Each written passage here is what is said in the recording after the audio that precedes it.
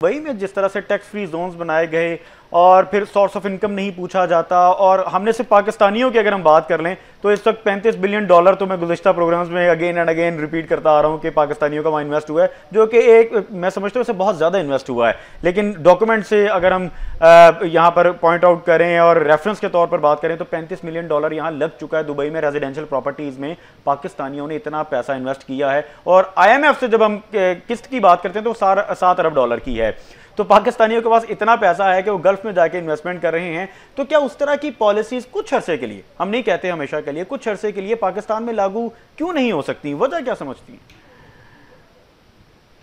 लागू होनी चाहिए हैं इस तरह की पॉलिसी। क्यों नहीं होती? होनी तो चाहिए, क्यों नहीं होती? जरा वजह क्या समझते हैं? होनी चाहिए।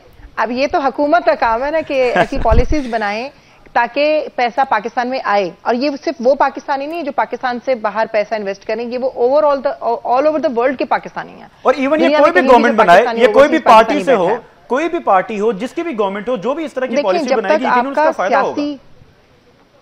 जी, जब तक आपका सियासी इस्तेकाम नहीं होता, माशी इस्तेकाम नहीं आ सकता। आपका सियासी और माशी इस्तेकाम एक दूसरे के साथ जुड़ा हुआ है। पाकिस्तान से बाहर जितने भी लोग बैठे हुए हैं इस टाइम, वो पाकिस्तान की अनस्टेबिलिटी को देख रहे होते हैं, फिर पाकिस्तान में रहने वाले भी देख रहे होते हैं, फिर प्लस आपका डॉलर जो है वो अब पता नहीं ये ओवरसीज पाकिस्तानी उसकी पाकिस्तान में ज्यादा नजर होती है, वो ज्यादा अच्छे ऑब्जर्वर होते हैं। जी, ज्यादा ऑब्जर्वर होते हैं क्योंकि पूरी फैमिलीज उनकी पीछे तो यहीं पे होती है ना। अब अगर वो सिर्फ अपनी फैमिली को फीड करने के लिए भेज रहे हैं तो इससे तो हमारे घर नहीं सिर्फ घर चल सकते हैं, हमारे हुकूमत या हमें रेमिडेंस तो नहीं आ सकता ना, हमें तो प्रोजेक्ट्स ऐसे लॉन्च करने पड़ेंगे। अब मेरा ख्याल है कि अब आपके चैनल के थ्रू या जितने भी सोशल मीडिया के थ्रू बोलना चाहिए ताकि हुकूमत को इसकी तरफ कोई पॉलिसी खुदा के लिए बनानी चाहिए ताकि पाकिस्तान की तरफ, पाकिस्तान से बाहर के हम अपने इस प्रोग्राम में सिर्फ प्रॉब्लम्स पे बात नहीं करते, हम सोल्यूशन पे भी बात करते हैं, और सिर्फ हुकूमत के खिलाफ भी बात नहीं करते गालिबन।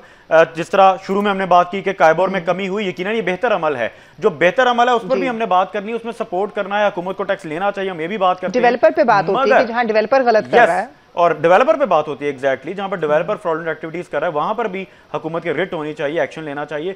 मगर एक जो डेवलपर को रिलीफ मिलना चाहिए, इतने बड़े बड़े फाइन करें उन लोगों को, जो रिलीफ मिलना चाहिए, वो रिलीफ से फायदा ये होगा कि जो डेवलपर है ये बाजू बनेगा हुकूमत का, ये बाजू बनेगा रियल एस्टेट सेक्टर के बायस, रियल एस्टेट सेक्टर के जरिए ये इकोनॉमी का बाजू बनेगा। तो हारून अनीस साहब, आपके जाने भी यही सवाल है मेरा, जो दुबई के हवाले से एक एग्जाम्पल मैंने कोट किया, गल्फ की अभी हम बात करें, इसके अलावा भी बहुत से ममालिक हैं जहां पर पाकिस्तानियों के पिछले कुछ अरसे में उन्होंने कारोबार स्टार्ट किए, जिस तरह आपने IT सेक्टर की तरफ भी इशारा किया। तो इस तरह की पॉलिसीज पाकिस्तान में, क्या आप समझते हैं ऐसी सूरत हाल में क्या मुश्किल है कि इंप्लीमेंट नहीं हो पा रही? इस तरह की पॉलिसी लाने से यकीनन आसानी बहुत हो जाएगी। देखिए, मुश्किल तो एक ही है, क्या?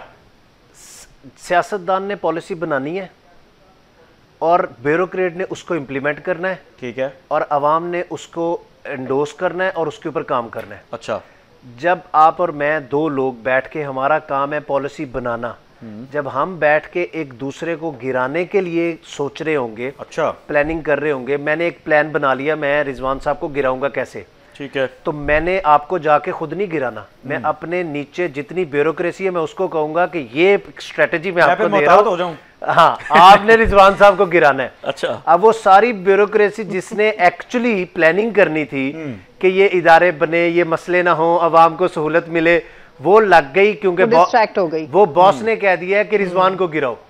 अब उसने भी खुद नहीं करना, उसने अपने नीचे वाले को कहना है कि भाईजान ये करना है आपने, ऊपर से ऑर्डर आया। देखे सारा का, देखे मैं कहता हूँ ऐसा होता है पूरी दुनिया में। अमेरिका देख लें, सबसे बड़ी इकोनॉमी, पॉलिटिकल इंस्टेबिलिटी वहां पे भी आई, वहां पे भी खींचातानी है, लेकिन क्या गवर्नमेंट और बाकी मामला डिस्टर्ब है? क्या वहां पे ऐसा हो रहा है? नहीं हो रहा।